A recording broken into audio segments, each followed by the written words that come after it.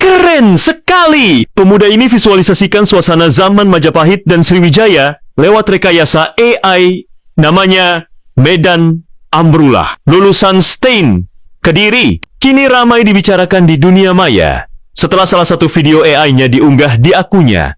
Lewat kemampuannya memanfaatkan kecerdasan buatan AI, ia berhasil menghadirkan kembali atmosfer dua kerajaan besar Nusantara Majapahit dan Sriwijaya dalam bentuk video visualisasi yang memukau. Melalui riset ikonografi dan gaya arsitektur masa lampau, Medan memadukan data sejarah dengan teknologi modern. Hasilnya bukan sekadar video, tapi interpretasi visual sejarah yang membuat warganet serasa menembus waktu.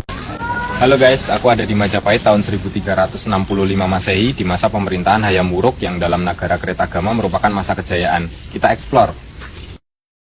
Ini gerbangnya, penghubung menuju ke Daton, terbuat dari bata merah yang tersusun tanpa semen, sangat megah. Di atas ada relief kala, simbol menolak bala. Ini pasar Majapahit guys, ramai sekali. Di sini dijual rempah, kain, hasil bumi, kerajinan, dan lain-lain. Dan di zaman ini masih memakai sistem barter. Wangi segram setali. Wangi. Fakta menarik di Majapahit, tidak ada cabai rawit. Ini karena cabai rawit baru ada di Nusantara di abad 16, dibawa oleh bangsa Portugis dari Amerika Selatan. Di zaman ini produksi bata merah sangatlah masif. Teknologi Majapahit ini yang menjadi ciri khas arsitektur Jawa yang tak tergantikan.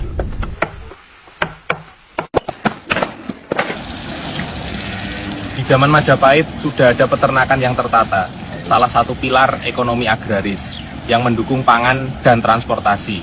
Inilah rahasia Majapahit, di sawah dan saluran airnya. Tanah subur diolah dengan sistem irigasi yang canggih melampaui zamannya. Air dialirkan dari bendungan dan kanal dari bata merah. Ini prajurit elit Bayangkara guys, badannya besar-besar. Mereka langsung dilatih dan dipimpin oleh Patih Amangkubumi Gajah Mada. Ini kapal Jong Majapahit guys, besar sekali. Kapal ini terbuat dari kayu jati blora agar kuat menahan ombak, dan dengan kapal ini Majapahit menjaga wilayahnya. Ini Taman Sri Gading, sebuah taman dalam Kedaton Majapahit, tempat Raja Hayam Wuruk menyepi, juga tempat para pujangga menulis. Kehidupan religius harmonis sudah ada di Majapahit. Sinkretisasi Hindu Siwa dan Buddha Mahayana di lingkungan Kedaton, dan koeksistensi kepercayaan lokal kejawen dan Hindu Waisnawa di kalangan rakyat. Ini adalah Balai Pustaka Majapahit. Terdapat banyak naskah lontar seperti kakawin, kitab hukum dan pemerintahan, ajaran dharma, dan prasasti genealogis dalam bentuk teks. Pandai besi Majapahit guys, dari sinilah lahir keris, cangkul, pedang para prajurit, kapal niaga, dan kapal perang. Sebuah peradaban yang tidak hanya berkuasa, tapi juga berpikir maju. Dari Majapahit tumbuh semangat kolektif, kesadaran akan pluralitas, dan praksis kerjasama yang menjadi akar peradaban Nusantara. Halo guys, aku ada di Kerajaan Sriwijaya di tahun 850 Masehi, di masa pemerintahan Balaputra Dewa, masa kejayaan bagi Sriwijaya. Kita explore.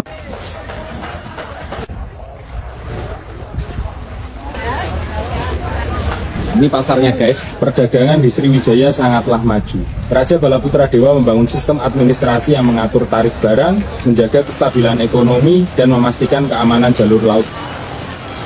Ini dijual rempah, kain tenun, hasil laut, serta barang impor dari perdagangan internasional seperti keramik, logam dari Tiongkok, permata dari Persia, dan lainnya.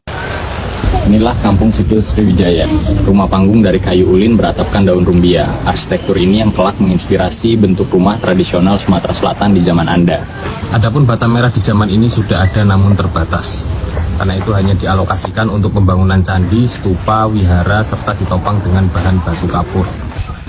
Ini kapal nelayan Sriwijaya guys, besarnya bukan main. Nelayan Sriwijaya mahir membaca arus dan bintang. Mereka membuat alat tangkap dari rotan dan serat alami.